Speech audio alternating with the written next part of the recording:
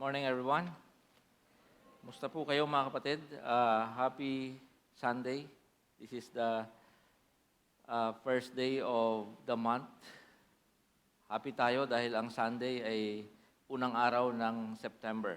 So ngayon po, officially we unshackle, we release Joe Marie Chan officially, no? To start the busiest season of the year. Ayan. And we, Filipinos, we celebrate Christmas napakahabang panahon. And officially, nag-umpisa na po yung bare months. Ayan. At naniniwala ko na excited ang bawat isa. Pero mas mahalagang isipin na yung nakalipas na 8 months ng buhay natin, kasama natin ang Diyos. Tama po ba? Kasama natin at pinagpala tayo ng Panginoon. And I believe din na yung 8 buwan na nagdaan, ay di rin naman lahat blessings. Tama po ba? Di rin naman lahat ay pagpapala at favor at lahat sarap, kundi para sa ilan na nandito, those I personally know dito sa church, you have gone through a lot. No? Iba ay too painful to mention yung mga pinagdaanan po ninyo. But I pray that the Lord will help you, the Lord will strengthen you, the Lord will encourage you sa inyo pong mga pinagdadaanan. Samahan kayo ng Panginoon sa lahat ng mga problema at pasakit na dumating sa inyo. Pero kung kayo naman ay nandito ngayon, at marami kayong mga tinanggap mula sa Panginoon, mga unexpected blessings, mga kasagutan sa mga matagal ng panalangin, o kahit yung mga hindi niyo pinapanalangin pa, nilagay nyo lang sa puso ninyo, and then all of a sudden, the Lord has granted it. Praise the Lord. I hope that you will learn to be grateful sa Panginoon, no? Sa mga iba't ibang seasons ng buhay. Alright, so today we have celebrated yung tinatawag natin na Lord's Supper. Ito po yung banal na hapunan, isa sa mga mahalagang utos ng ating Panginoon. And when we do the Lord's Supper, we remember Jesus. And we remember that it's all about Jesus. It has nothing to do with us, no? It's all about Jesus. Our life, the ministry, the church, everything that we have, it's all about grace sa ating Panginoon. So we praise the Lord for everything na binubuhos at pinagkakatiwala ng Panginoon sa ating pong mga buhay. Wala po akong orasan dyan sa harapan, no po? Medyo may problema yung orasan. So, ganitong usapan natin ha. Dito sa Allgen, kung medyo matagal na kayo dito, at sa mga bago na rin, I'd like to inform you that this church is very strict with our time. Okay? Kung mapapansin po ninyo, ang ating pong pagsamba ay 9 o'clock, pero 8:58, nag-umpisa na po yung countdown. So, ganyan mo tayo ka-stricto sa oras dito sa church. Kasi we respect everybody's time. So we always start on time. Okay? Is that a good news or bad news? Good news. Now the bad news is, whenever I preach, there is no guarantee that I finish on time. Especially now na wala akong monitor, so bahala na. Kailan matapos to? No? Medyo mahaba pa naman tong mensahe at patagal na talaga ako mag-preach kaagad. So, yan lang kayo. Naka-air ko naman eh. Wala mag-brown out, no? Pwede naman kayong kumuha ng kape doon, kung gusto nyo. Alright, so let's start. Parang mini-series po ito mga kapatid, kasi, di ba, bare months, tapos natin yung 8 buwan, so yung ating mga isip, yung ating mga puso, excited tayo for Christmas, excited tayo sa kung ano mang nagpapa-excite sa atin. So let's talk about this. Life's transitions. Yan. Yung 4 P's in the life of Abraham. Nabasa natin yan kanina. Let's expound it a little bit. Let's see the principles, the insights, the instructions. Kung ano mang gustong sabihin sa inyo ng Panginoon. Ayan. So,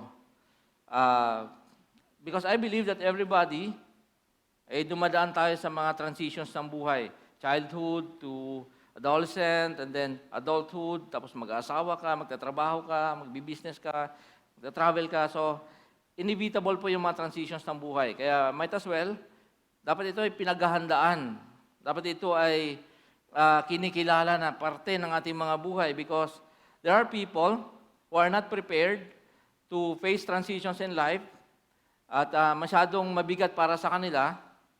Ang result niyan, kung saan sila mapunta, nanggugulo.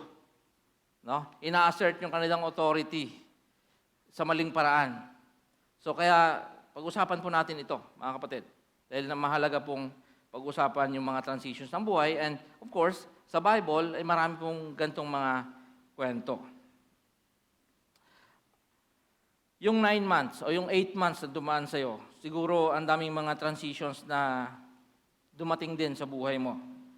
Maring nagpalit ka ng job, palit ka ng kumpanya, nagpalit ka ng strategy sa business, or may mga relationships na na-alter, may mga nawala sa buhay mo, may mga bagong relationships na nabuo. Ang hindi lang talaga pwedeng palitan yung marriage mo. Okay? Tanggapin mo na, wala ka na magagawa dyan. No? Mga lalaki, tanggapin nyo na mas may siga pa sa inyo sa bahay. No? Wala ka na magagawa dyan. At wala ka na rin pwedeng gawin sa pagta-transition dyan. Alright? Pasalamatan mo na lang si Lord. Now, for the month of September, we'll be talking about life's transitions. Let me tell you this. Transitions are messy and hard. Mahirap po yan, mga kapatid. Pag nag-transition, laging mayroong kaakibat na challenges. Transition ng edad, di ba? Hindi ka na makarelate sa mga pinag-uusapan ng mga kabataan. No? Jordan, sinong paborito mong bini?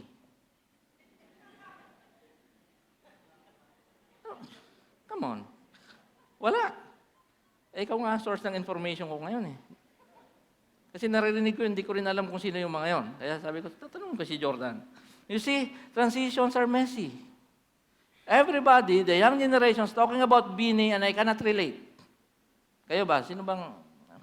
Tsaka na lang. Most of us are not prepared to face many transitions in life. Alex talk about generosity, and as he closed our series last Sunday, he mentioned a couple in Batangas na kilala niya who have gone through a serious transition in life. From corporate world, nagpunta sa isang baryo, that's transition, just to pursue their calling. And it is when the couple obeyed God's leading that they started to live a full and meaningful life. William Bridges, sabi niya, it is when we are in transition that we are most completely alive. Na-alter yung status quo. Nadi-disturb yung comfort, yung convenient na buhay. So nagiging alert tayo. When we talk about life and its many transitions in the Bible, we must see it through the lens of God. Paano ba tinitingnan ng Panginoon yung mga pagbabago ng buhay mo? Yung mga transitions na nangyayari sa'yo. Abraham, our today's topic, might have obeyed without the details, but he obeyed nonetheless. Palagay ko, isa ito sa pinakamagandang kwento ng transitions ng buhay, si Abraham. At dalawang major spiritual things ang nangyayari sa transitions. Number one, lagi mayroong element ng faith. Pag may sinabi sa iyo ang Panginoon, you have to respond in faith.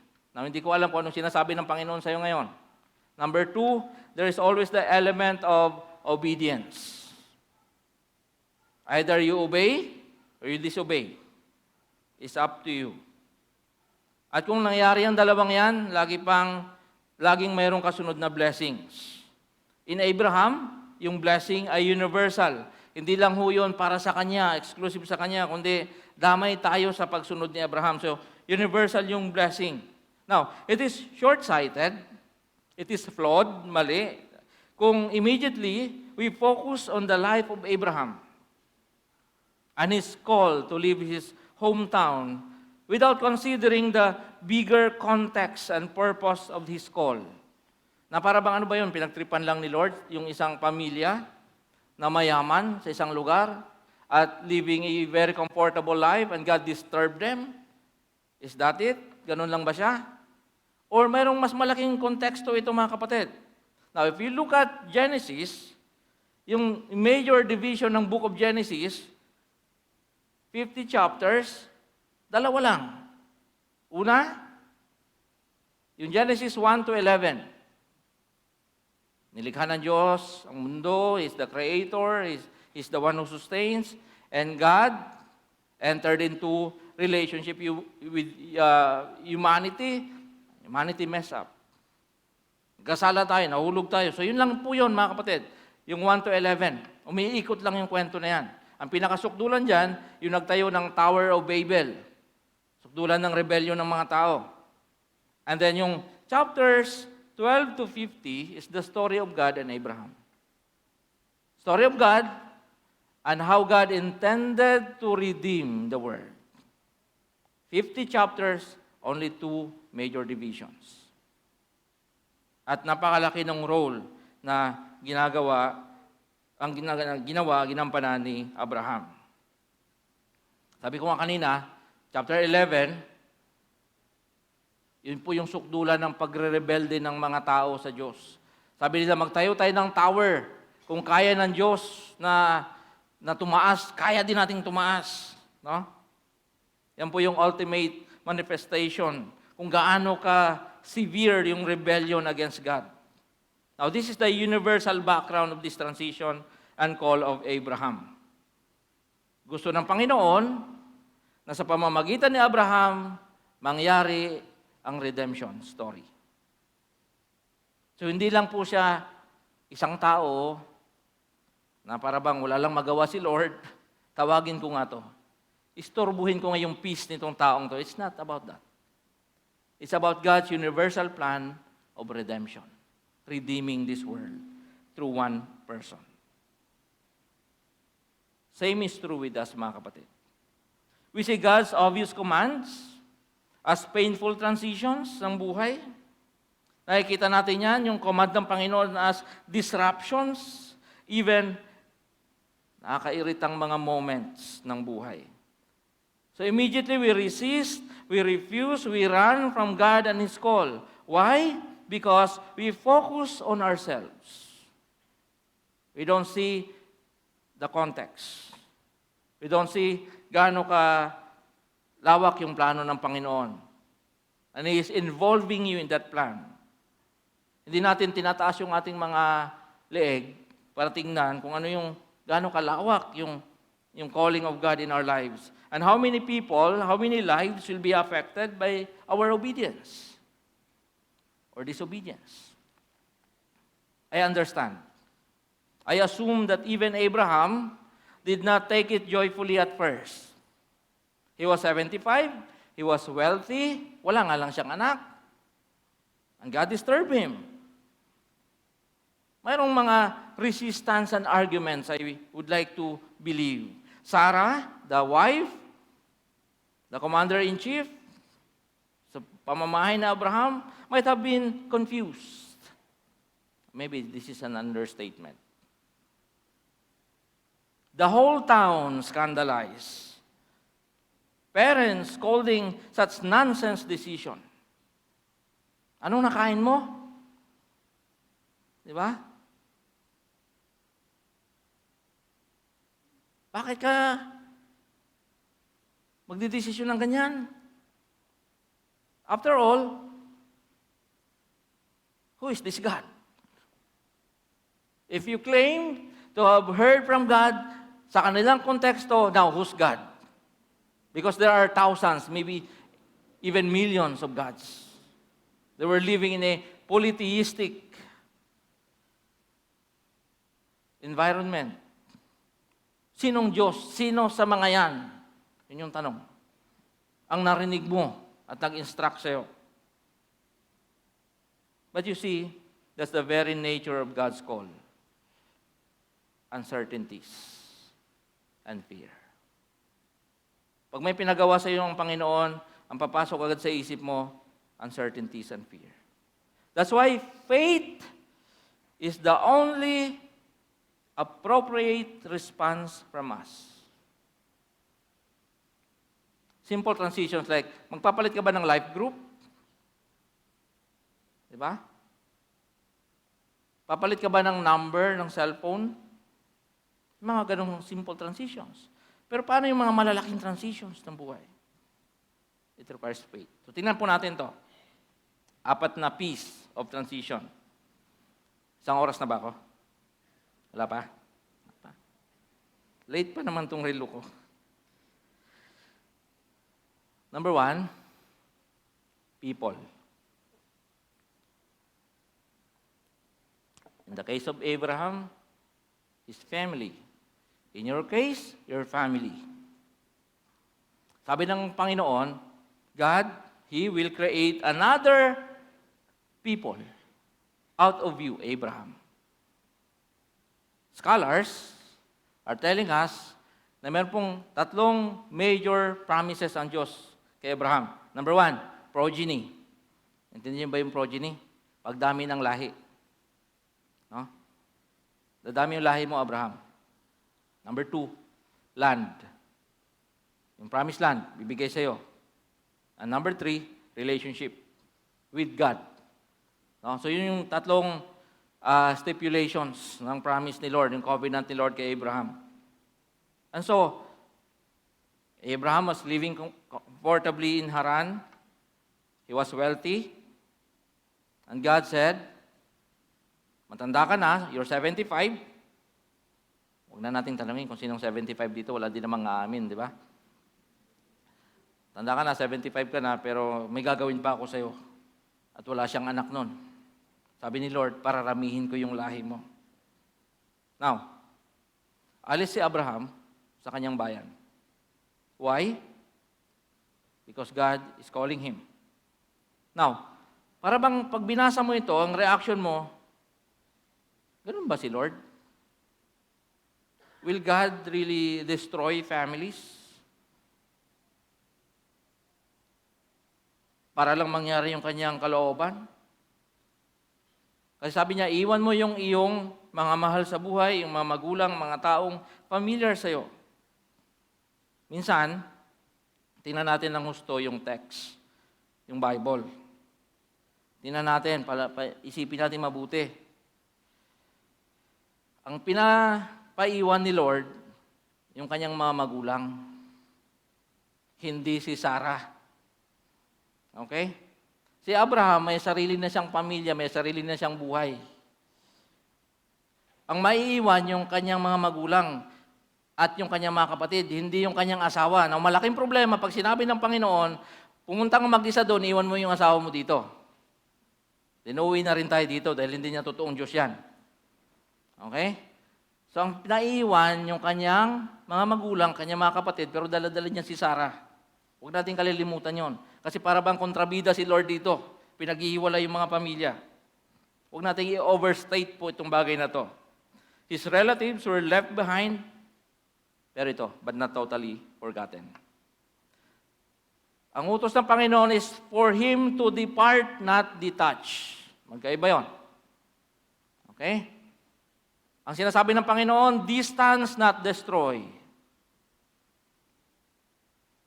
Let's not see, of course, yung mga naiiwan din naman, kung tayo ay tinatransition ng Panginoon, lalo sa faith, nakilala mo ang Panginoon at may mga kapatid tayo at mga kamag-anak na hindi pa lumilipat, stuck pa rin sila sa kanilang dati paniniwala, huwag natin silang titingnan as enemies, especially our relatives.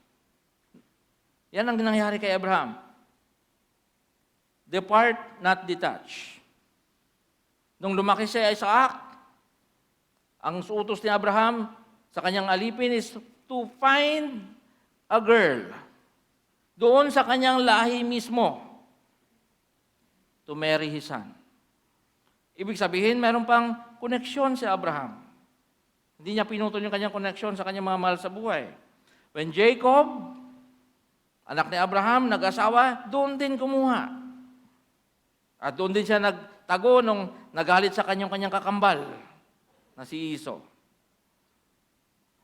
Mga kapatid, God-initiated transitions expand, not shrink your life in God's kingdom. Hindi ka nawawalan sa transitions. Lumalawak yung kaharian ng Diyos because of you. Abraham's family was also blessed, not just the new family was creating in a different country. Nung umalis sa Abraham, nagkaanak siya doon, pero kanyang iniwan sa Haran, na blessed din po sila because of Abraham's obedience. The best thing we can do to bless your family is to obey God now. Mga kapatid, think of that blessing. I just came to realize that faithful obedience opens the door for God's blessings to flow through you and into other people's lives. In his relationships, Abraham was sandwiched between his past and his future, and Abraham facilitated God's blessings and redemption to take place. Pag-isipan nyo ngayon, yung obedience ng ibang tao that impacted your life. Ano, na-discover mo mag-isa si Lord? Without somebody sharing the gospel to you? Nanaginip ka, nag-usap kayo? It's not like that. Someone decided to obey the Lord and brought the gospel to you. Maring galing sa ibang lugar, nag-transition dito sa Imos, nakita ka dyan sa palengke, sinirang ka ng gospel, and that's it. His obedience impacted your life for eternity. Think of that. Think of your obedience and how it will bless other people.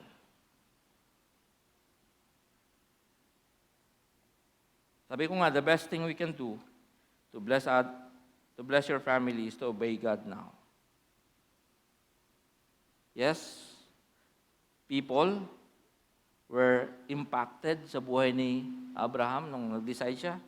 But in the end, there was tremendous blessing also sa kanila. Number 2, places. Your country, sabi ni Lord, kanina, leave the people, now leave the country.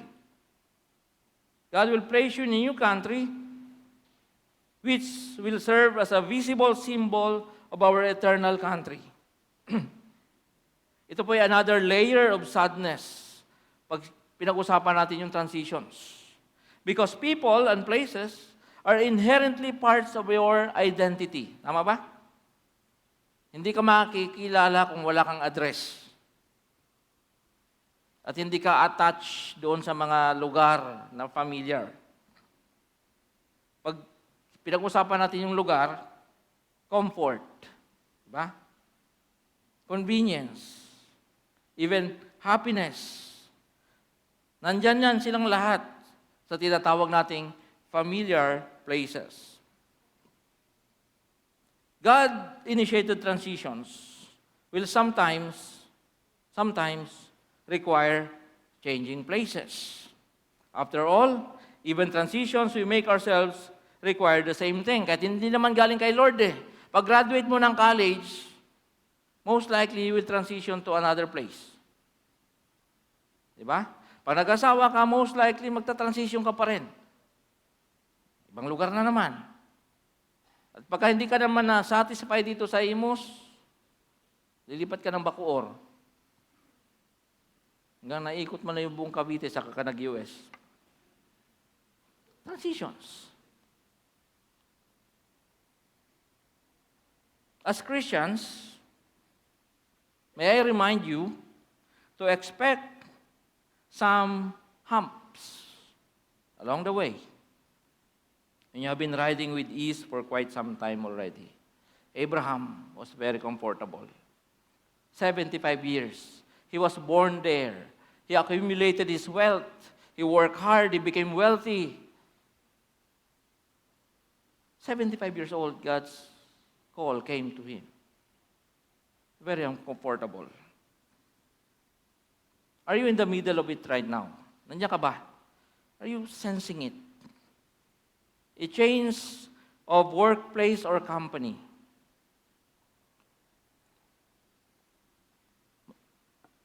50 years old and you are thinking of starting a business? Leaving the corporate world? Or kabaliktaran naman, nagsawa ka na sa business, gusto mo naman maging empleyado. I don't know.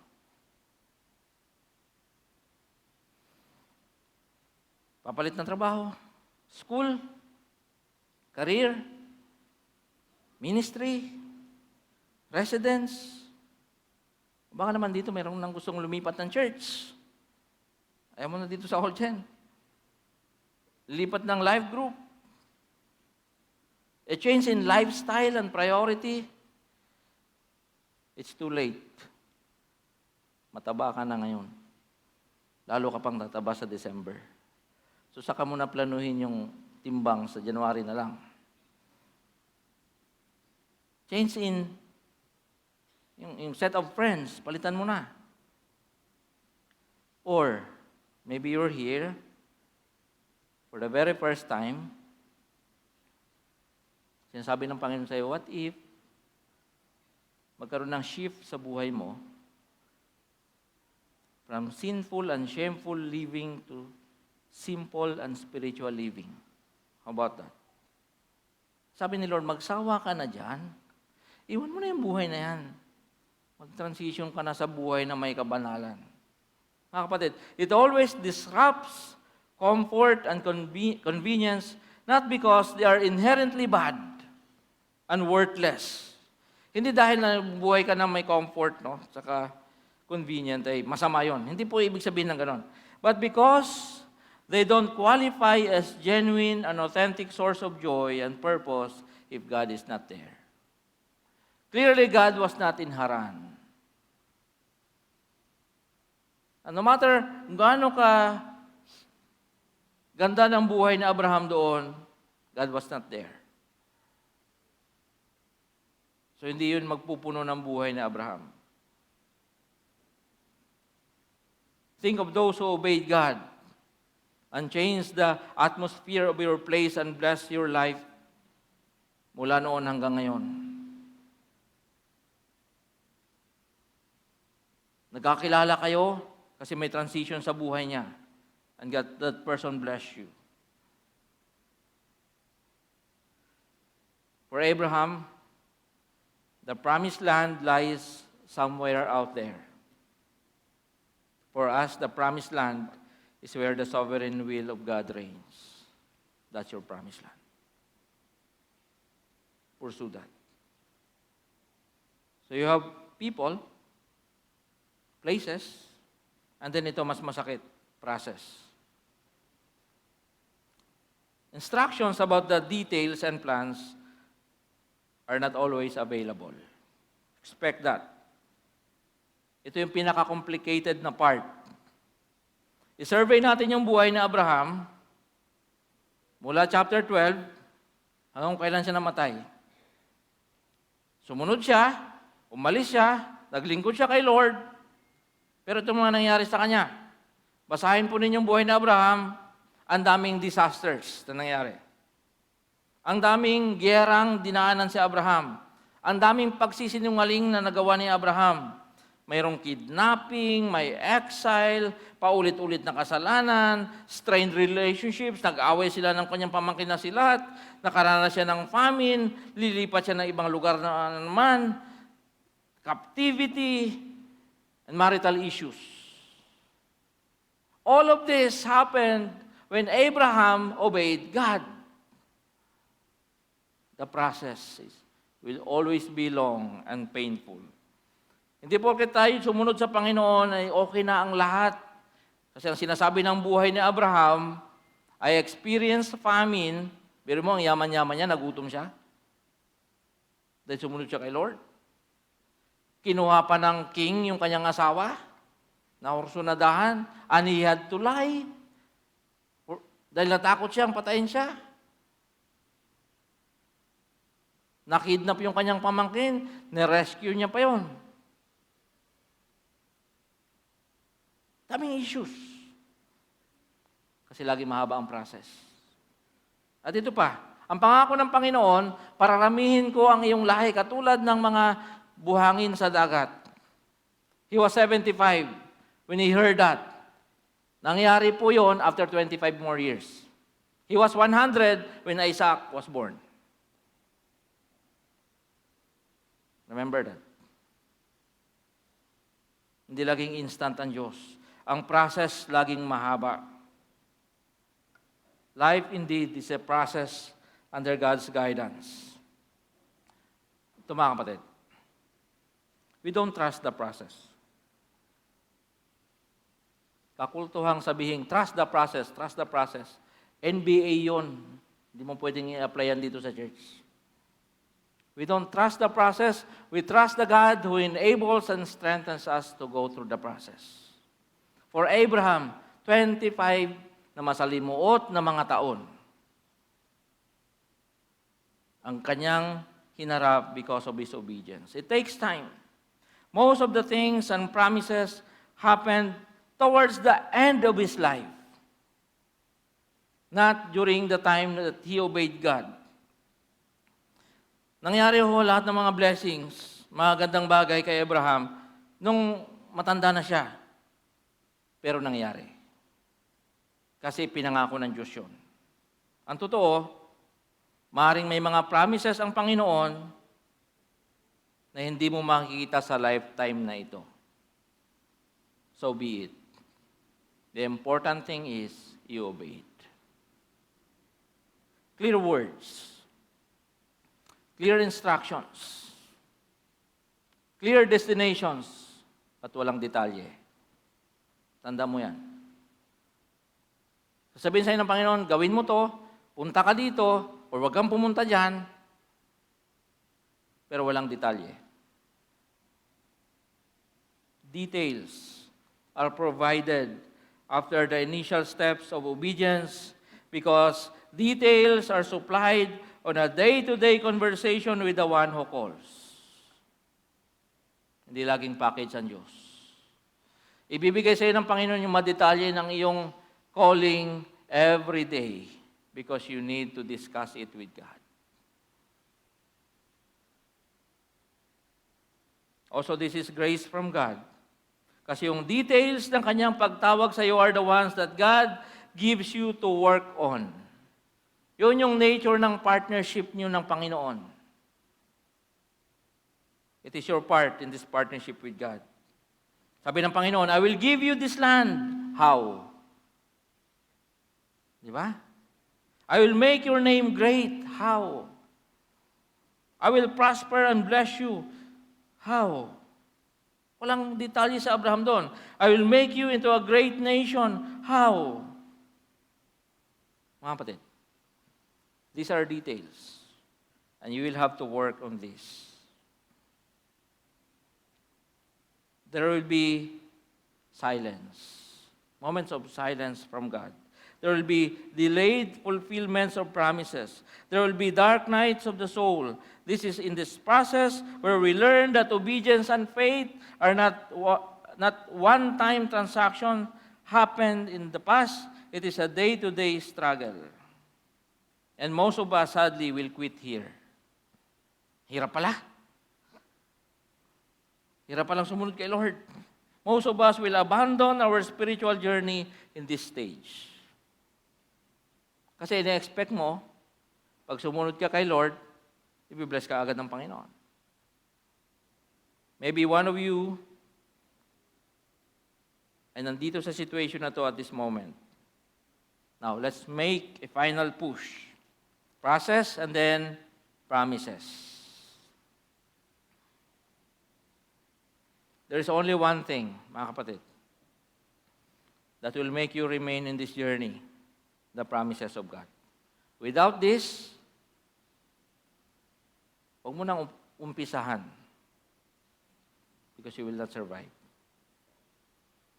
The only reason a Christian is a Christian and remains in this journey is because of the promises of God. Tama? Yan lang talaga pinanghawakan natin. Basahin natin ito. I will make you into a great nation. I will bless you. I will make your name great.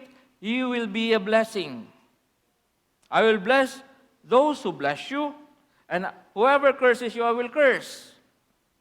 And all peoples on earth will be blessed through you. Genesis 12, 2-3. Ilang mga bagay, mga kapatid, dito sa pinag-uusapan natin, yung promises ng Panginoon. Ang gusto kong iuwi natin ngayong umagang ito. Number 1, it's all about God's work, not yours. Then, sabi niya, I will make you, ilang beses yan, I will bless you, yan. Ibig sabihin, galing lahat yan sa Panginoon.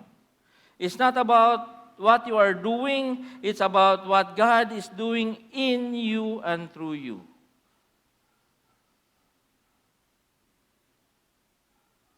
Because you can never improve yourself.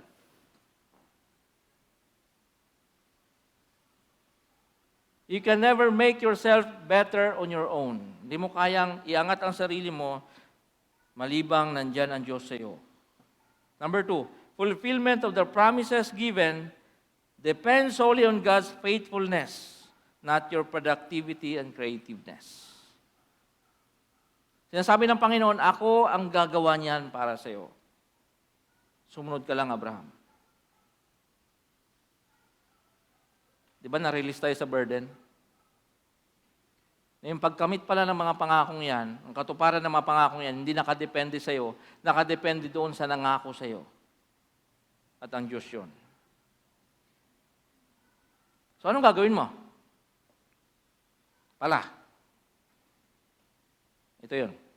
Your contribution is to remain where God has called you. Kung nasaan ang pangako, ang sentro ng kalooban ng Panginoon, manatili ka dyan. And God will do the rest. Ano yung advantage mo kay Abraham? Meron pong advantage tayo kay Abraham. Ano ito? Dahil meron tayong Bible ngayon, at tapos na ito kay Abraham, papunta ka pa lang, si Abraham tapos na. Ito yung advantage mo eh. Mayroon kang knowledge ng past at present. Anong nangyari kay Abraham? Di ba? Anong nangyari sa kanya? Mayroon kang idea. Si Abraham, sumusunod siya, pero hindi niya nakikita yung future. Tayo, nakita mo yung past niya at yung future ni Abraham. Abraham was only relying on his past conversations with God. Nung nakidnap si Lot, nung na-exile sila sa Egypt, nung kinuha ng king yung kanyang asawa, nung palipat-lipat sila ng lugar kasi inaaway sila ng mga tao doon, he was only relying on his past conversations with God. Hindi niya pa nakikita yung future. Pero tayo, nakita na natin yung future ni Abraham. Kasi past na yon. Hebrews chapter 11. Sabi dito, dahil din sa pananampalataya, si Abraham ay nagkaroon ng kakayahang maging ama. Kahit na siya ay matanda na at kahit si Sarah ay hindi na maaring magkaanak pa. Tanda na kasi sila nun. Nanalig siyang tutuparin ng Diyos ang kanyang pangako. Saan nakatingin si Abraham? Sa past. Lord, sabi mo eh. No? Kaya sa isang taong maituturing na halos patay na, 100 years old, mga kapatid, ay nagmula ang isang lahi na naging sindami ng bituin sa langit at ng di mabilang na buhangin sa dalampasigan. Yan yung advantage mo kay Abraham. Dahil nakita mo sa kanyang past at sa future ni Abraham that God is faithful. Dalawang perspective ang tinitingnan mo dito. What happened to Abraham after he obeyed? Ito ang nangyari. What happened to Abraham during the time that God was calling him? His past. Abraham's life fulfilled the universal plan of God for salvation beginning from the time of Babel up to now. Diba? Sabi ko sa inyo, hindi lang ito about Abraham. It's about God's redemptive plan. Masyado na yung rebellion ng mga tao. Chapter 11 ng Genesis, nagtayo na ng tore, gusto ng pantayan ng Diyos. Yun yung konteksto nito. Isang tao ang gagamitin ng Diyos to reverse itong rebellion ng mga tao. To set the pattern of obedience, to set the pattern of faith, to set the pattern of righteousness.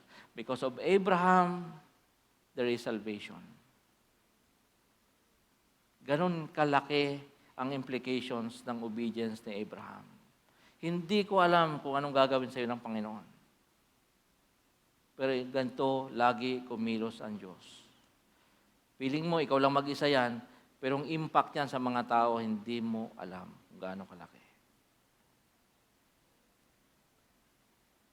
Galatians chapter 3, verse 6 to 7, sabi diyan, tulad ng nangyari kay Abraham, sumampalataya siya sa Diyos, at dahil dito, siya ay itinuring ng Diyos na matuwid.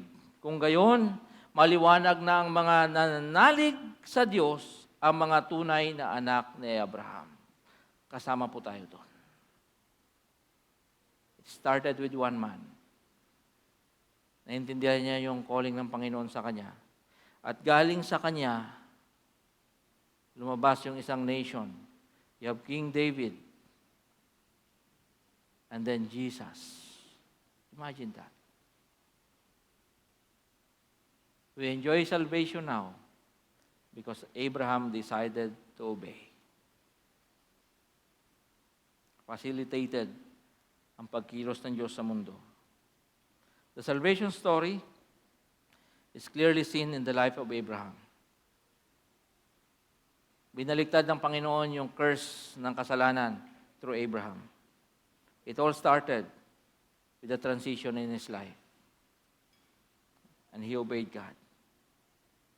Mga kapatid, pagtatapos, God is calling us for a life of obedience, life of faith, and a life of blessings. It's up to us. Paano tayo tutugon sa mga pagtawag ng Panginoon sa ating mga buhay? Estudyante ka, someday, you will undergo transitions. Tatrabaho ka ngayon, maybe God is telling something. You're in business, or maaaring ikaw ay papunta-punta dito. Hindi mo lubos na intindihan, ano ba talaga spiritual life? Maybe God is calling you for this glorious transition of life to take seriously the message of the gospel. Alisan mo na yung mga buhay, yung uri ng buhay na hindi ka naman tinatawag ng Panginoon. Di yan yung design ng Panginoon sa iyo. Isang pakiusap lang sa inyong lahat, mga kapatid. Listen to God. Listen to God. And be obedient. Father, we thank you, Lord, for your message, for your word.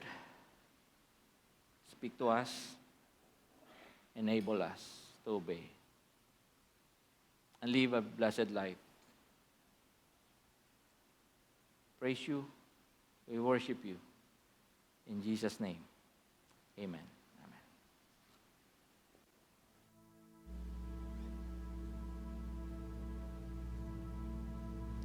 Inanyahan po ang lahat na tumayo para po sa pag-awit.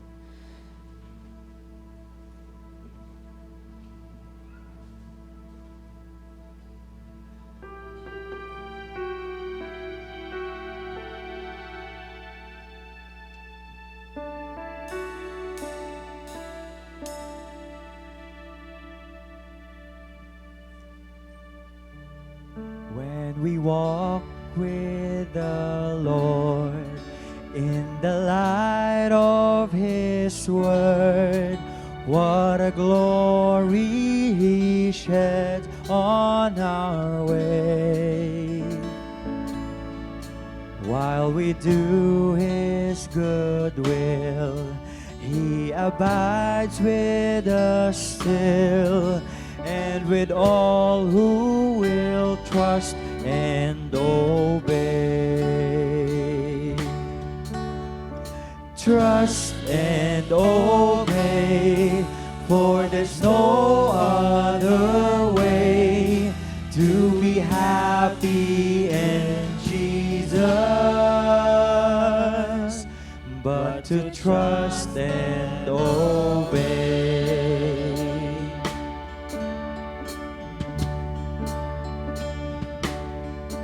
Not a shadow can rise, not a cloud in the sky, but His smile quickly drives it away. Not a doubt or a fear, not a sigh or a tear can abide while we trust and obey. Trust and obey, for there's no other way to be happy in Jesus but to trust and obey.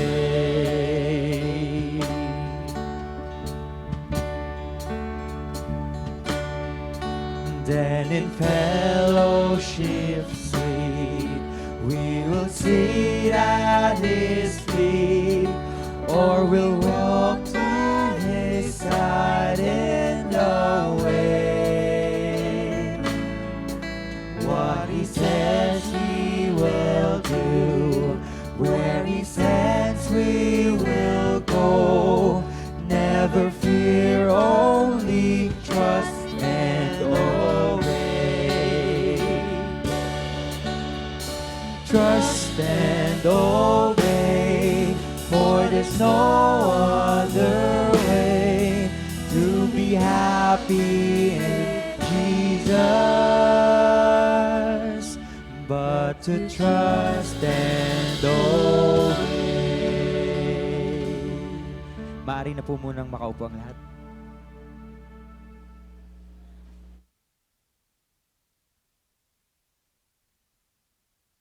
Mga kapatid, mga ilang sandali lamang po ang aking hilingin sa inyo. Kasi meron ho tayong grupo ng mga tao na gustong i-recognize ngayon at ipanalangin. Ito po yung ating mga kapatid dyan sa kabilang building. Kung hindi nyo po alam, no? At first time nyo dito, yung kabilang building po ay actually school. Yan. We call it ICBC Christian Academy. Of course, we want to promote that. No? Kung kayo naghanap ng paaralan sa inyong mga anak, no? Ang mga nagtapos po yan, nagiging mga presidente ng Harvard.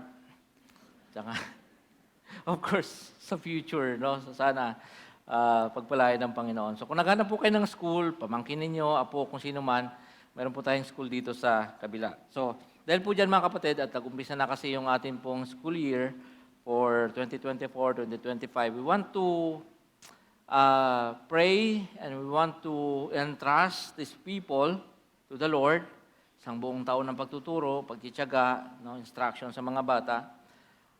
So patatayuin natin dito sa harap para makilala nyo na rin at mamaya, bago siguro umuwi, ay makausap ninyo, kumustahin ninyo, no, kunin nyo yung mga GCash nila kung gusto nyo. Nagpala kayo ng Panginoon. These are the teachers and the staff of ICBC Christian Academy. Siguro si Teacher Kim na lang yung tawagin ko kasi marami naman sila.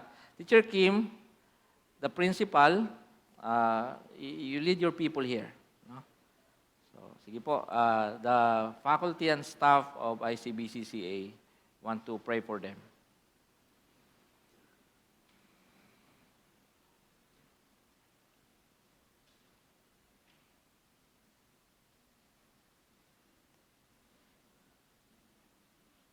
Salamat naman, meron tayong faculty na lalaki, no? Alam nyo, kahit sa Amerika, binabasa ko yung mga articles doon. Problema nila, wala daw mga teachers na lalaki. Puro babae daw, majority. No? Salamat, meron tayong isa dito. Sana next year madagdagan. Alright, so ito po yung faculty and staff of our school. Nasa sina Darwin pala? Wala ngayon. Oh. 15, okay, sige.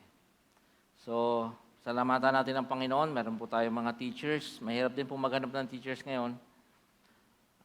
Pero nandito, this is actually a vocation, no? Hindi naman ito career, di ba? Pero talagang love nila yung pagtuturo, mga bata.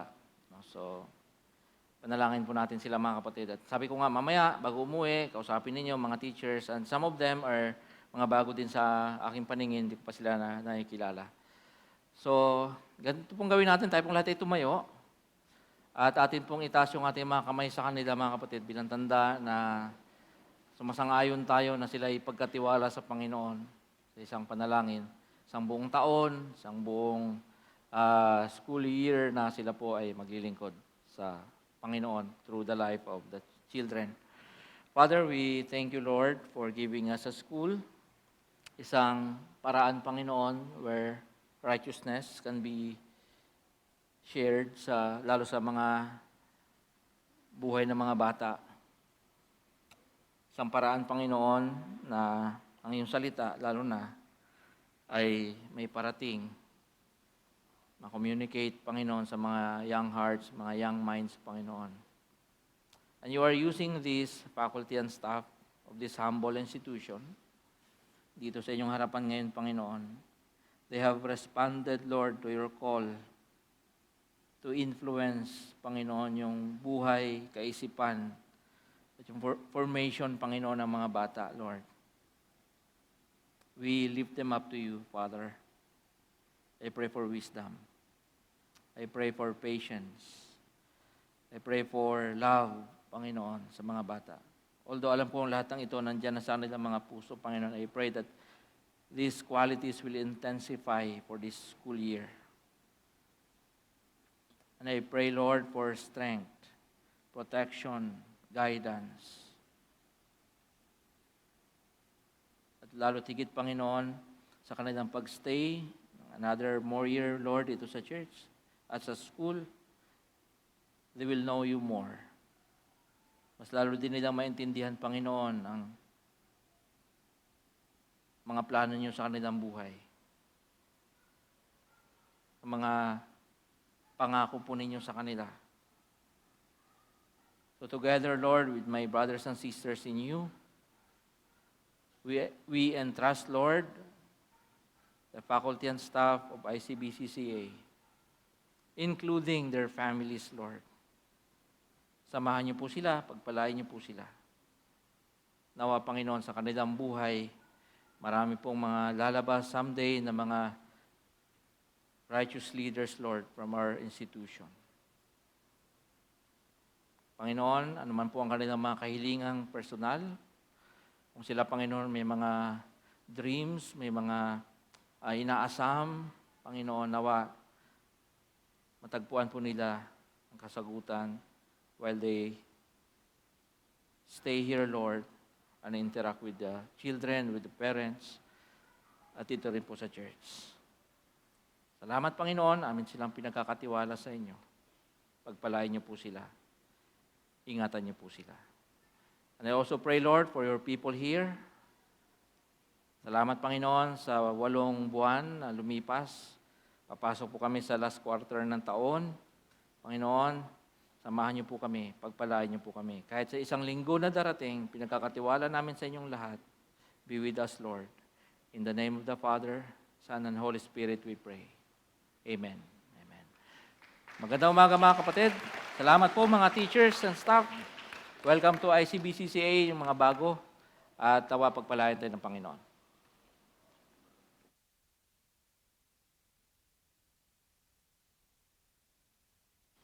Sa atin pong patuloy na pagsunod at pagtitiwala sa ating Panginoon, patuloy din po nating pasalamatan ang kanyang kadakilaan at ang kanyang lahat ng ginawa sa ating mga buhay. Tayo po'y patuloy na umawit sa ating Panginoon.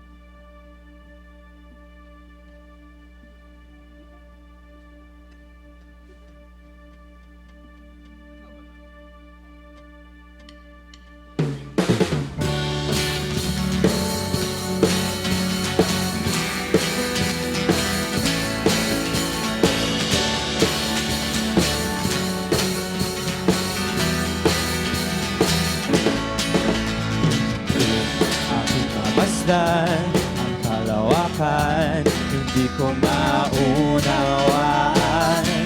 Ang dahil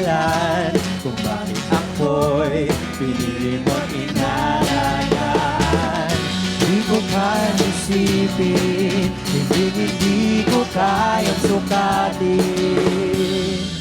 Ang pag-ibig mo, Jesus, na iyong binigay sa akin.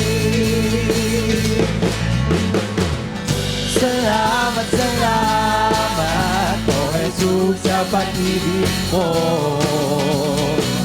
Walang iba nagmahal sa akin na katulad mo.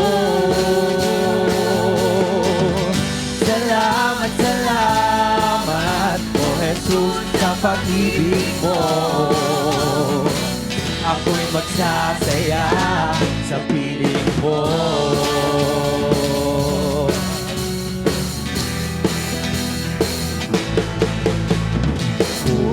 May pagsubok man o kagipitan, ako ay may lalapitan. Ikaw, Jesus, ang aking sandigan, hindi mo ko pababayaan. Di ko kayang isipin, hindi ko kayang sukatin. Ang pag-ibig mo, Jesus, na iyong binigay sa akin. Salamat, salamat, O Jesus, sa pag-ibig mo. Walang ibang nagmahal sa akin na katulad mo. Salamat, salamat, O Jesus, sa pag-ibig mo.